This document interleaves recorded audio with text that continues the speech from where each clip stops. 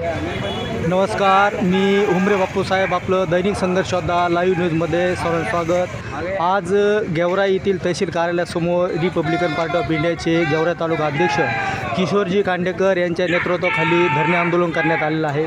उपवर्गीकरणाला विरोध करण्यात आलेला आहे। आपण सविस्तरपणे त्यांच्याकडून जाणून घेणार आहोत की आज रिपाईचे जे कार्यकर्ते आहेत, पदाधिकारी आहेत, आज रस्त्यावर उतरलेले आहेत आणि गेवराई तहसील समोर धरणे आंदोलन करण्यात आलेलं आहे किशोरजी कांडेकर यांच्या नेतृत्वाखाली। अध्यक्ष साहेब, काय सांगाल, तुमच्या नेतृत्वाखाली आज धरणे आंदोलन करण्यात आलेलं आहे?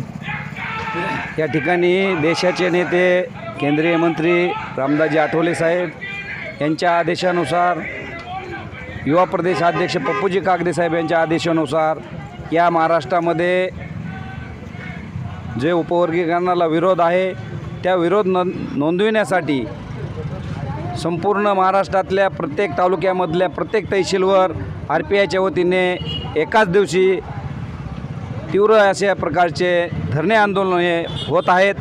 त्याचाच भाग म्हणून या ठिकाणी गेवराई तहसीलवर RPIच्या वतीने धरणे आंदोलन या ठिकाणी होत आहे, झालेले आहेत।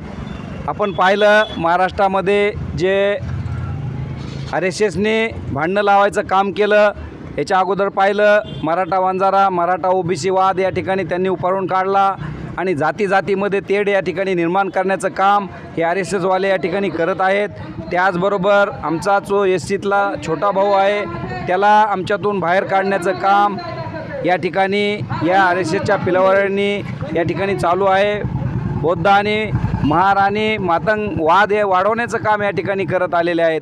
परंतु मी या ठिकाणी सांगू इच्छितो की या महाराष्ट्रातील मातंग समाज, आंबेडकरवादी मातंग समाज या SC आरक्षणाच्या उपवर्गीकरणाला विरोध दर्शवत आहे, तो आमच्यासोबत आहे, हे निश्चित मी या ठिकाणी सांगू इच्छितो।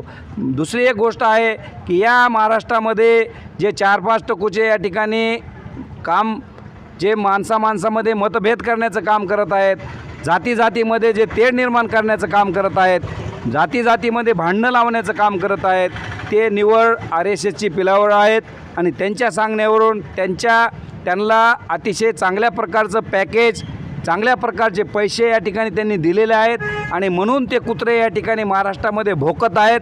परंतु त्यांच्या भोकण्याला कोणीही या ठिकाणी जास्तीचा या ठिकाणी समर्थन देणार नाही।